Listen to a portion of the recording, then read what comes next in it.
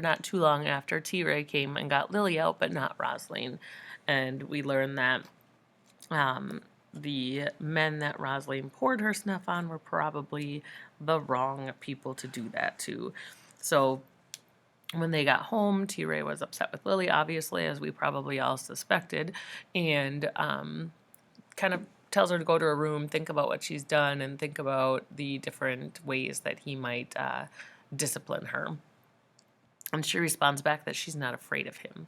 So it's the first time in the book that we see her standing up to T-Ray, and it doesn't necessarily go too well for her. He then tells her that when her mom came back, she was cleaning out the closet to leave, and that she was going to leave Lily behind.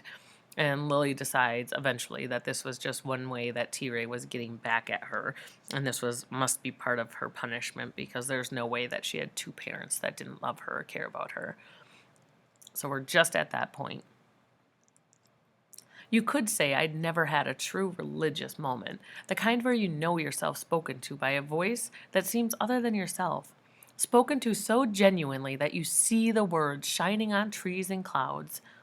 But I had such a moment right then, standing in my own ordinary room.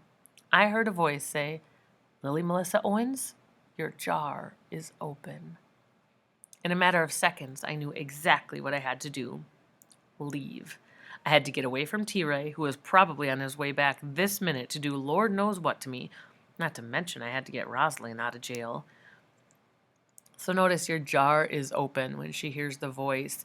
That's referencing back to the bee jar, right? And how she had left the bee jar open for the bees to get out and fly away.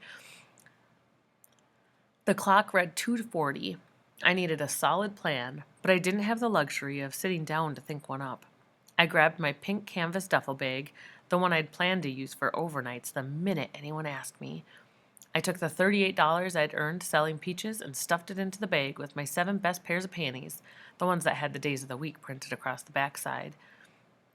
I dumped in socks, 5 pairs of shorts, tops, a nightgown, shampoo, brush, toothpaste, toothbrush, rubber bands for my hair, all the time watching the window. What else?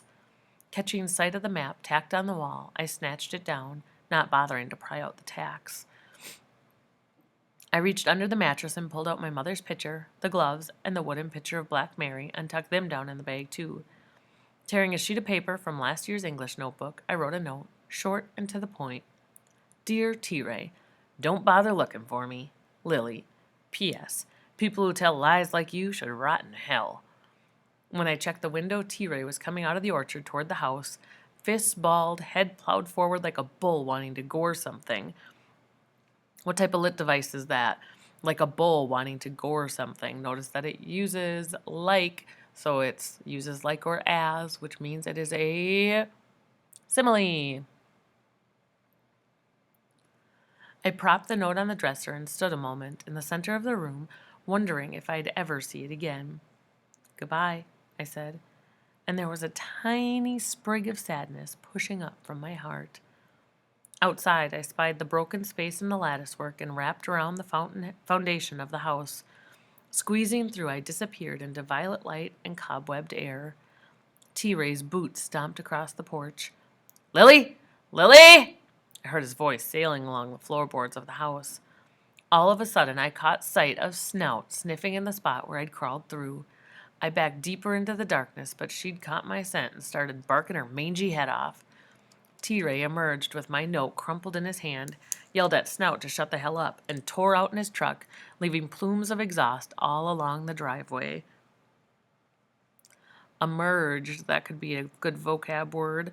So could plumes. So 2 possible words there. Snout didn't give her away.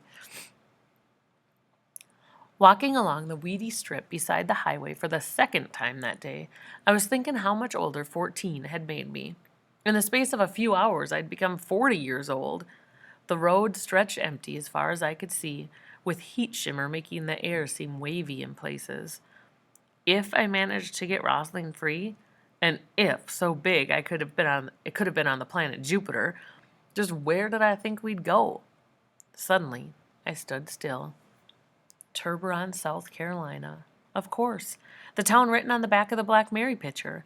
Hadn't I been planning on going there one of these days? It made such perfect sense. My mother had been there, or else she knew people there who'd cared enough to send her a nice picture of Jesus' mother. And who would ever think to look for us there? I squatted beside the ditch and unfolded the map.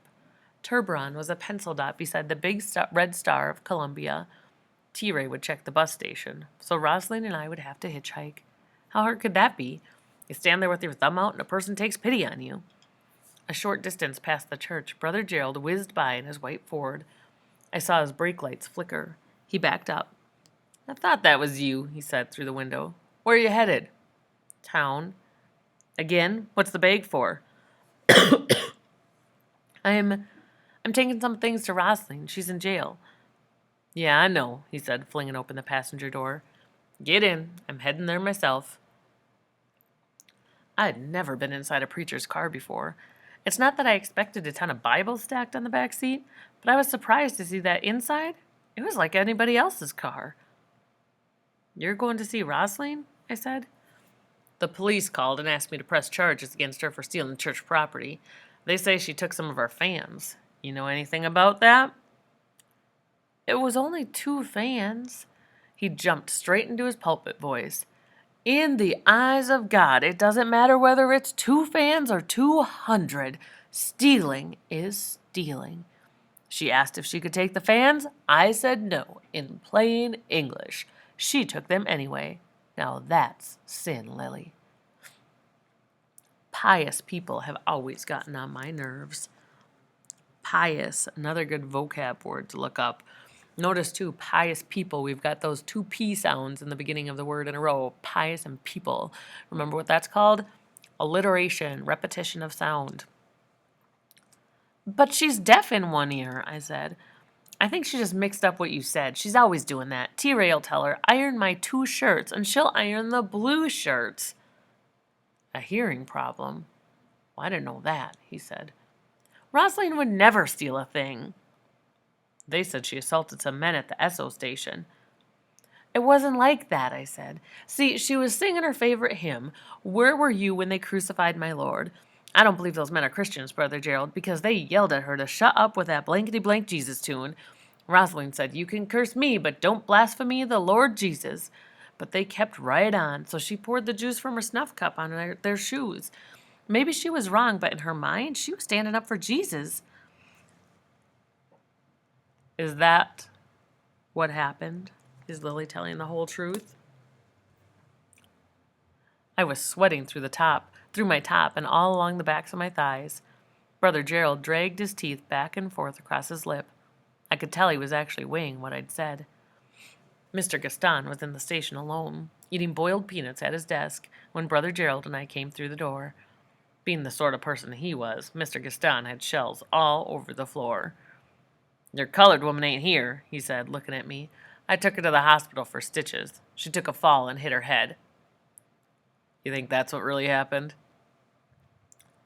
"Took a fall my rear end. I wanted to throw his boiled peanuts against the wall. I could not stop. I could not keep myself from shouting at him.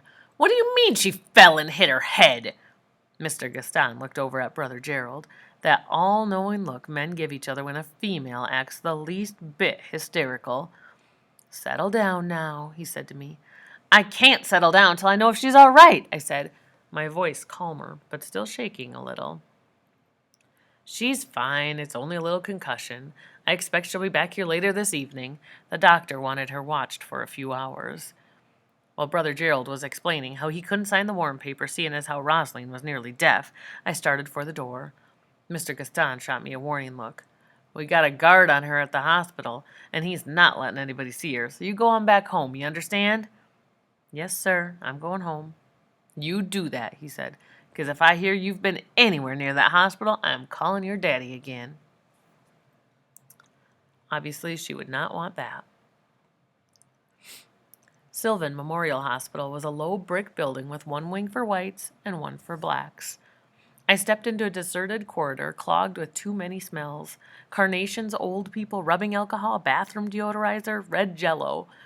Air conditioners poked out from the windows in the white section, but back here there was nothing but electric fans moving the hot air from one place to another.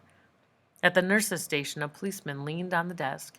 He looked like somebody just out of high school who'd flunked PE and hung out with the shop boys smoking at recess. Think about how the hospital was described. A low brick building, one wing for whites, one for blacks. And then the smells, the carnations, old people, rubbing alcohol, bathroom deodorizer, red jello.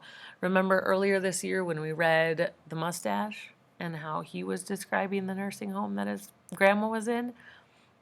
Some of the same types of things, right? It's interesting. He was talking to a girl. So now we're back talking about the police officer, sorry. He was talking to a girl in white, a nurse, I guess, but she didn't look much older than I was. I get off at 6 o'clock, I heard him say. She stood there smiling, tucking a piece of hair behind her ear.